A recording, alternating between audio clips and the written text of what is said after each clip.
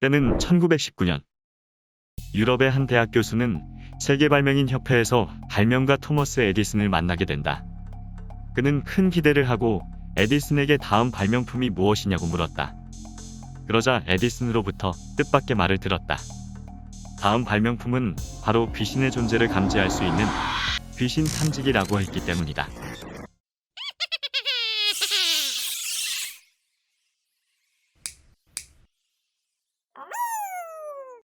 사람들은 에디슨의 말을 믿기 어려웠지만 그는 한번 만든다고 하면 모든 것을 만들어냈기 때문에 큰 관심을 끌게 되었다.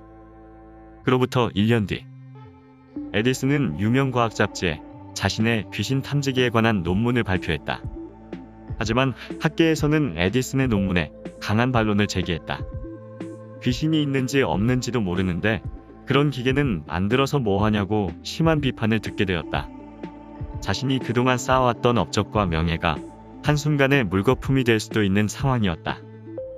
당시 에디슨은 지구상 어딘가에 분명 귀신으로 남아 살아생전에 터득한 지식을 그대로 보존하고 있는 인물들이 있다고 주장하면서 귀신 탐지기의 개발을 멈추지 않았으며 많은 비판과 논란으로 인해 프로젝트를 혼자서 조용히 집행했다. 에디슨이 뜬금없이 귀신의 존재를 감지할 수 있는 기계를 만들겠다고 한 건 아니었다. 그는 말년에 영혼과 사후세계에 관심이 많았기 때문이다. 돌아가신 할아버지의 영혼과 대화하기도 하고 투시 능력을 통해 질병을 앓고 있는 사람을 만나면 그 사람의 몸속 병든 부분이 투시되어 질병을 고쳐주기도 했던 미국의 유명한 초능력자이자 예언가인 에드가 케이시에게도 고민을 해결하러 찾아가기도 했다. 에디슨은 몇 년간의 연구 끝에 마침내 귀신 탐지기를 완성했고 흉가들을 직접 찾아다니며 귀신 탐지기를 실험하기 시작했다. 1923년, 평범한 시민이었던 미국 필라델피아의 로버트라는 남자는 새로 지은 자기 집에 자꾸 귀신이 나타난다고 신문에 제보했고 며칠 뒤 에디슨이 자기 집에 찾아와 실험을 좀 해도 되겠냐고 하자 이를 허락하게 되었다. 곧이어 에디슨이 허름하게 생긴 기계를 들고 집으로 들어가 계속 허공을 향해 질문을 하는 모습을 본 그는 당시 에디슨이 도대체 무슨 행동을 하는지 알 수 없어서 계속 지켜보고 있었다. 그러자 갑자기 에디슨이 들고 있던 기계에서 소리가 나기 시작했다. 밑에. 정체불명의 목소리를 들은 에디슨은 마치 기다리고 있었다는 듯이 기계의 주파수를 밑으로 맞추는 모습을 보였다. 그러자 기계에서 밑에라는 단어를 반복하던 인물이 갑자기 소리쳤다.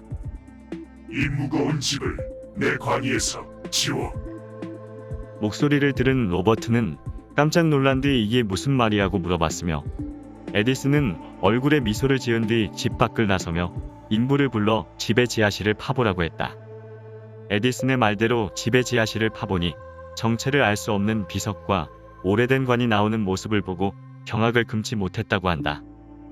에디슨은 귀신 탐지기를 가지고 흉가를 돌아다니면서 숱한 실험을 한 끝에 귀신의 존재를 입증할 수 있는 결과를 얻었다는 기록이 있다고 전해진다. 하지만 학계의 심한 비판을 받고 이에 화가 난 에디슨은 귀신 탐지기의 설계도 및 자료 일체를 폐기했다고 한다. 1931년 84살의 나이로 병석에 누운 에디슨은 자신을 병간호하던 친인척들에게 만약 귀신이라는 존재가 실제로 있다면 자신이 임종한 뒤 이를 직접 증명해 보이겠다고 약속하게 되었다. 그리고 1931년 10월 18일 에디슨이 노안으로 사망하자 그가 일으킬 초현상을 기다리고 있던 사람들은 아무런 현상도 일어나지 않자 하나둘씩 집을 나섰다. 하지만 바로 그때 사람들은 자신들의 시계가 모두 같은 시간에 멈춘 모습을 보고 깜짝 놀라 방으로 뛰어들어갔고 벽에 걸려있던 시계 역시 같은 시간에 멈춰 있었다. 이후 가족들은 문제의 일화를 신문에 기고하여 사람들에게 알리려 했다.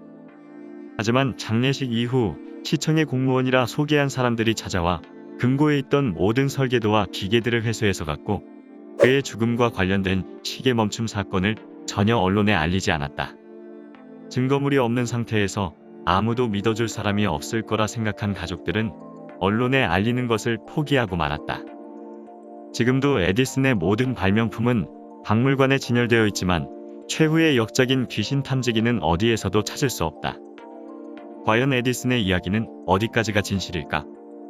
만약에 귀신 탐지기의 설계도가 공식적으로 발표되었다면 어떻게 되었을까?